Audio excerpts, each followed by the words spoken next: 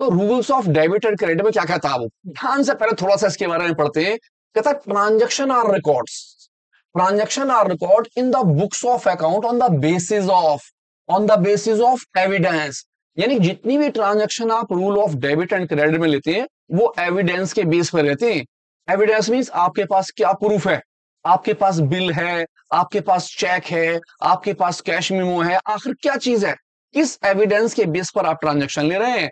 कहता rule of debit and credit are applied each transaction to record on the books of original entry. हम जितनी भी transaction है accounts में करते हैं, जितनी भी transaction rule of debit and credit में करते हैं, उसे हम लेते हैं ओरिजिनल एंट्री में।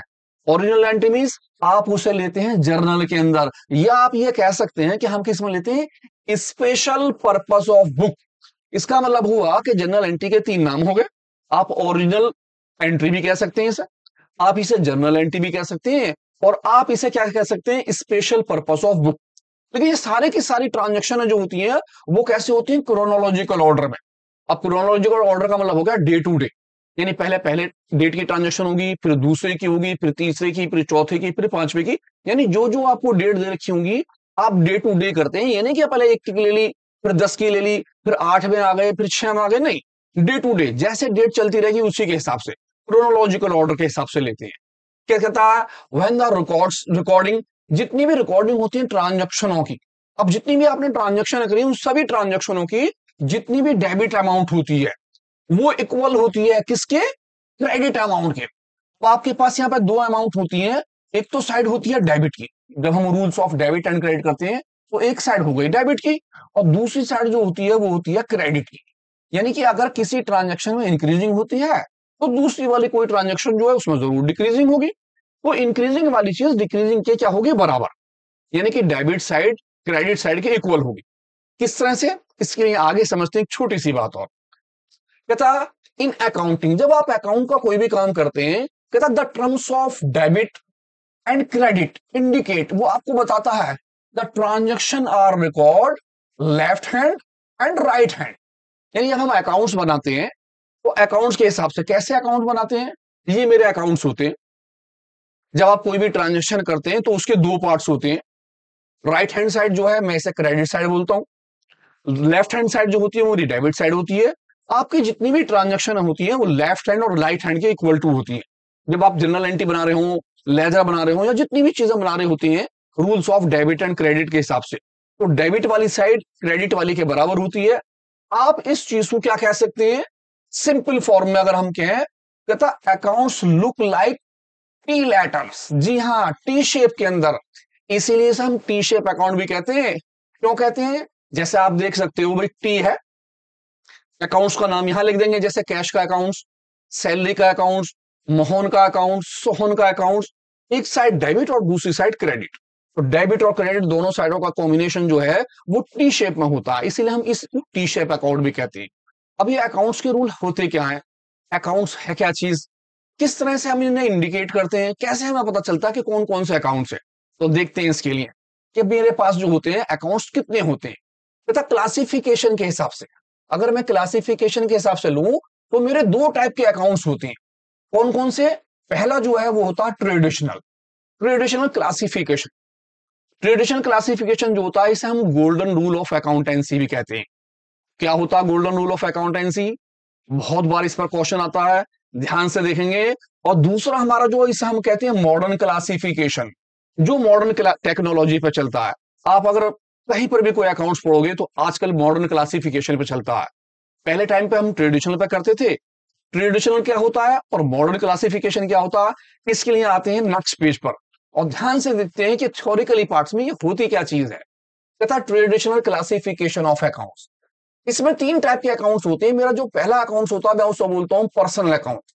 अब पर्सनल अकाउंट से मतलब, पर्सनल अकाउंट से मतलब होता है कि वो अकाउंट्स जो किसी ह्यूमन बीइंग के ऊपर रिलेटिव होते हैं, जो किसी पर्सन के ऊपर रिलेटिव होते हैं, जो किसी नाम के ऊपर रिलेटिव होते हैं, वो नाम जो हमें किसी मेन नेचुरल पर्सन की तरफ इंडिकेट करता है, तो उसे बोलते हैं पर्सनल अकाउंट। आप सिंपल लैंग्वेज में कह सकते हो कि पर्सनल अकाउंट का मतलब है कि वो अकाउंट्स जो किसी आदमी के नाम को शो करते हो, किसी ह्यूमन बीइंग को शो करते हो।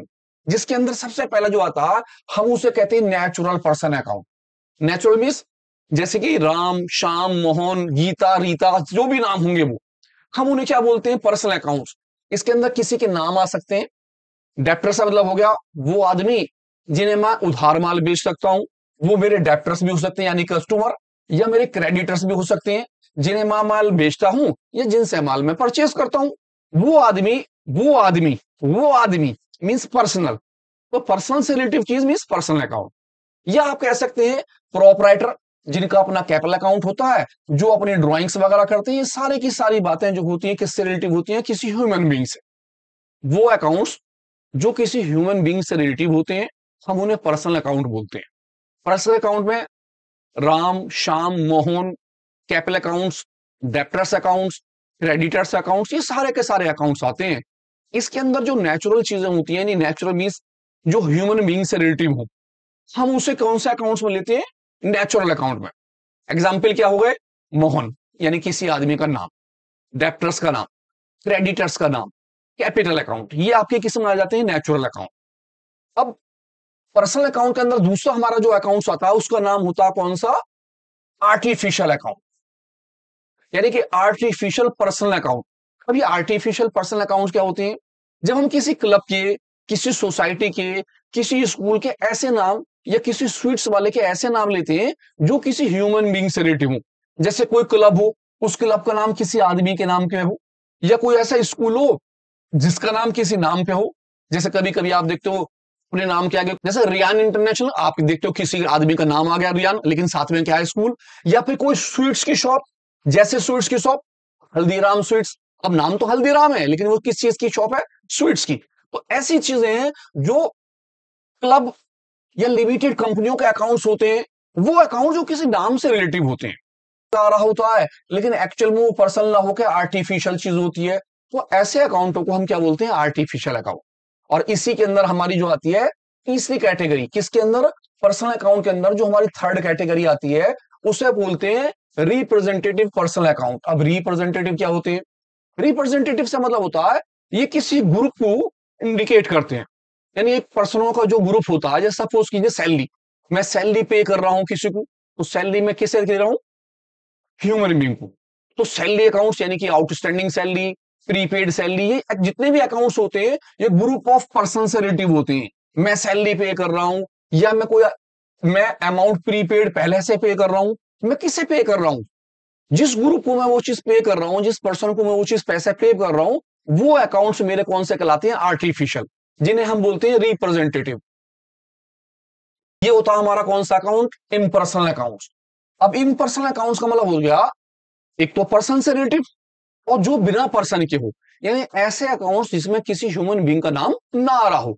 अब ऐसे अकाउंट्स दो टाइप के होते हैं, कौन कौन से होते हैं, तो पहला वाला जो हमारा है उसका नाम है रियल अकाउंट। रियल का मतलब है कि एक्चुअल में आपके पास वो कोई ना कोई चीज आ रही होती है, वो चीज आपको दिखती है, शो होती है, उसे हम बोलते हैं रियल अकाउंट्स। जैसे कि कोई भी टेंजेबल एसेट्स, ऐसी एसेट जो आपको दिख रही हो, कौन सी, बिल्डिंग, प्लांट, फर्नीचर्स, कैश, वो सारी चीजें जो आपको शो हो रही हैं, आपके पास आ रही हैं, आपके पास हैं, हम उसे क्या बोलते हैं, रियल अकाउंट्स।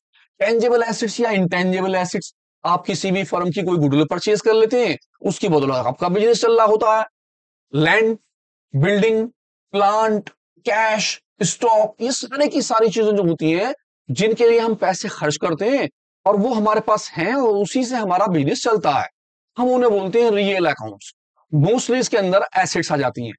तीसरा जो हमारा अकाउंट्स होता है इसी के अंदर, जिसे हम बोलते हैं क्या है, नॉमिनल अकाउंट्स। अब ये नॉमिनल अकाउंट्स क्या होते हैं, नॉमिनल अकाउंट से मतलब होता है कि हम पैसे खर्च तो करते हैं लेकिन उस खर्चे के बदले में हमारे पास कुछ आता नहीं है।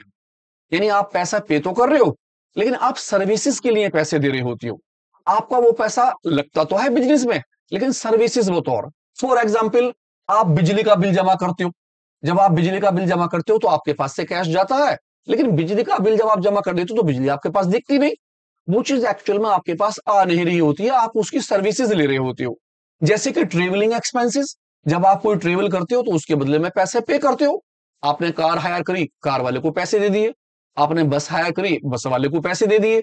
आप प्लेन में कहीं गए, आपने टिकट लिया, उसके पैसे इस्तेमाल कर लिए, लेकिन वो एक्चुअल में आपके पास आए नहीं और आपका पैसा खर्च हुआ बिजनेस के बतौर। या फिर आप जो है किसी को क्या दे देते हो, सैलरी पे कर देते हो। अभी हमने पीछे पढ़ा रिप्रेजेंटेटिव वाले में, उसमें था हमारा क्या चीज, आउटस्टैंडिंग सैलरी जो देनी होती है। यहां पर हम केवल सैलरी ले रहे हैं, केवल सैलरी पे कर रहे हैं हम। जब आप सैलरी पे करते हो तो आपके पास कुछ नहीं आता, आप उसकी सर्विसेज ले रहे होते हो।